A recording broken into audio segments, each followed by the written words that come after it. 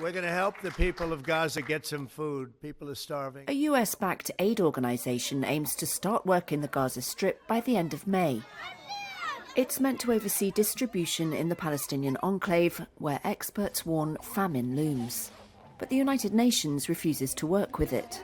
It makes aid conditional on political and military aims. It makes starvation a bargaining chip. Here's a look at why.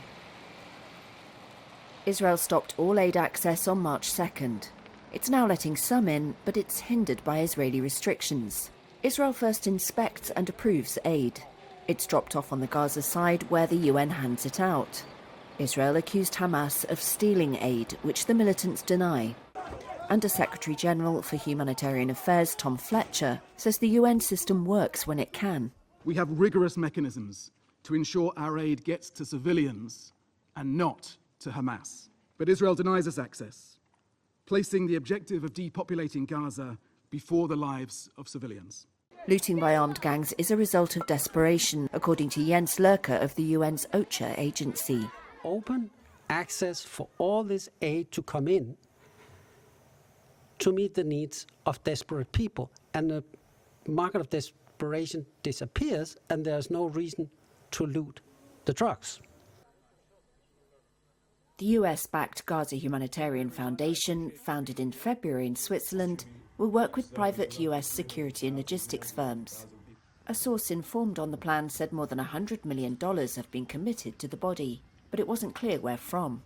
Initially, 4 secure distribution sites are planned, 3 in the south and 1 in central Gaza, later spreading to northern Gaza.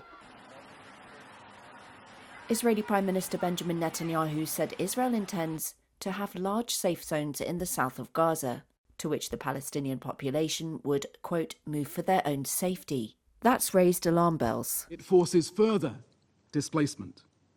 It exposes thousands of people to harm. The GHF said it wouldn't support the forced relocation of civilians, and that there was no limit on the number of sites it could open or where. Alex Duval of Tufts University's World Peace Foundation warned of surveillance humanitarianism. Israel has very good intelligence about all the individuals in Gaza, and it will screen them, and it will use sophisticated face recognition technology to make sure only those individuals it has screened and targeted are able to access the food. The GHF said it wouldn't share information on aid recipients with Israel and that its military would have no presence within the immediate vicinity of the distribution sites. The United Nations and other aid agencies say aid systems must be independent and neutral, away from military control. Alexandra Sayer of Save the Children International said the plan would leave Gazans vulnerable. How are the elderly who have been starved supposed to walk miles and miles to access humanitarian assistance? How are children who have no parents supposed to enter what may be militarized zones to collect assistance? How are people who have been injured, who are disabled, supposed to go long distances to access assistance? That's not feasible. That's not practical.